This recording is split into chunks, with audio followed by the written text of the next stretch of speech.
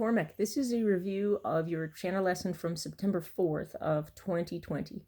Well, the first thing we worked on was the regular scale. You're doing a really nice job on it. One of the things we talked about, though, was your fingers are gripping the chanter very, very tightly, and I think it's making your job harder. So I need you to think about that all week when you're practicing. Think about the level of tightness, how hard you're pushing, especially with the low hand. We talked about making a scale of 1 to 10, where 10 is like you're just crushing it to death here, and 0 is not touching the chanter at all. And when you practiced today or yesterday with me, you talked about how when you had the best success with your note transitions was when you're at about a level 2. So we're going to say that level 2 is your goal for most of these scales that we're going to be doing. We also talked about level 4 was another level you reach where you're pushing a little bit. I think you discussed that on the triplets and transitions between C, high A, and C, where you go like that. And you called that a level 4 of pressure to get the D finger to be where it needs to be. So I'd say between a pressure of 2 to 4 on that scale of 0 to 10. Definitely be thinking about that. If you feel like you're pushing too hard, pause the video, kind of stretch out your hands a little bit, and start over. So regular scale, what we're going to do here on the recording is play it to a metronome so that you're playing it controlled, not out of control. So ready? 1, 2.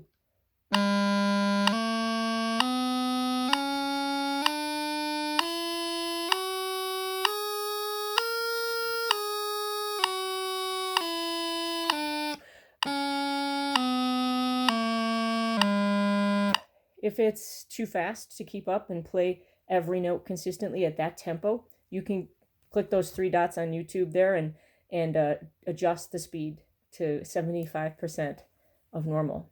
All right, now we're going to do the same thing with the G grace note scale. I'm going to lower the tempo just a touch to 63 beats per minute. Same thing. We're going to start with a G grace note to low G, go all the way up, and then all the way back down. Ready? 1, 2.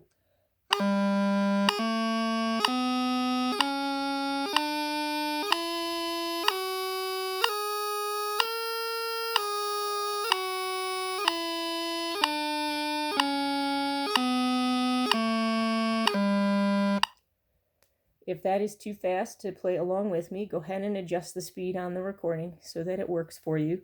One of the things about piping is that just because we can play some parts fast, if we can't play everything else controlled at that same speed, that's not good enough. So that's why we're doing this with the metronome.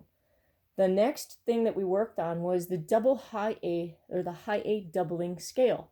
This is where we talked about the level 2 pressure with the thumb. When you go slide your thumb across the hole, the back hole, is you don't want to be pushing that hard. You just want to be gentle with it to make a nice free-flowing sound.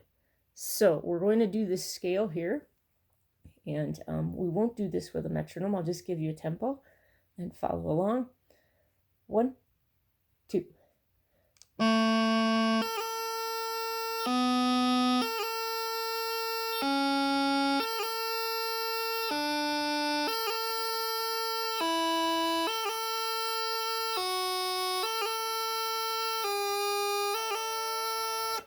I want you to practice with the recording for that multiple times and think about how your thumb is just gently sliding here, not pushing or sliding hard. We don't want that.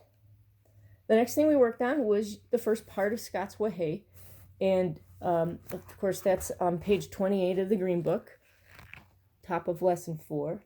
And the whole point of playing this week is to ensure that you have that relaxed grip, somewhere between a 2 and a 4 on your scale of 1 to 10. We can't have you gripping the chanter too tightly. So let's try Scots Wha Hae one time through. You can play it over again on your own. Ready? 1 and 2 and.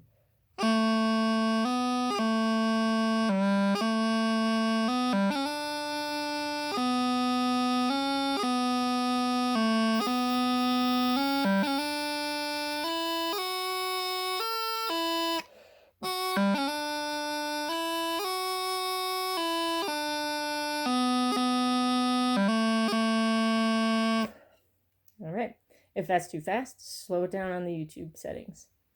The next thing we worked on was the Glasgow Police Piper's Jig. And your goal was to play the entire first part, which is the top 2 lines of the page. And this needs to be controlled. I will play it here.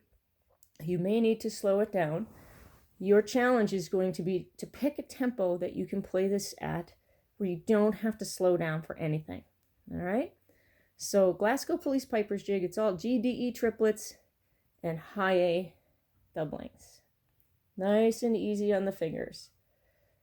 1, 2.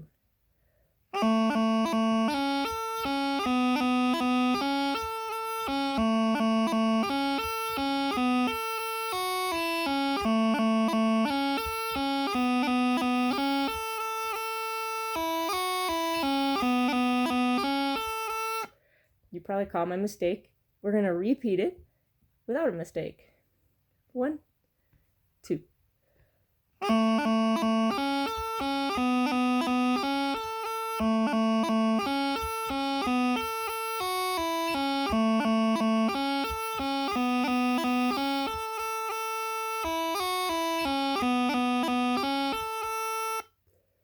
Have fun with that. Feel free to slow it down. The last thing we worked on, actually, I don't even think I worked on it with you. I just showed it to you. This is the top line of Rhythmic Fingerwork, the book called Rhythmic Fingerwork. It's page 12. You have a copy of this, and it's a series of triplet runs. It's not GDE triplets. It's just 3 notes in a row, starting with low G, and then the next set starts on low A, the next set starts on B, next set starts on C, D, and E. So I'm going to play this nice and slowly, and I want you to follow along. Most of this work will be done on your own without the recording, but this is a demonstration of the top line of page 12 of Rhythmic Fingerwork. No grace notes, just triplets, runs. Ready?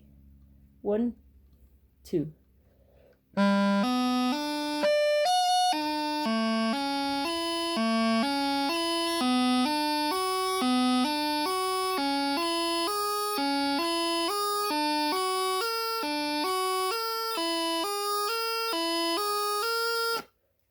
Now that was pretty fast.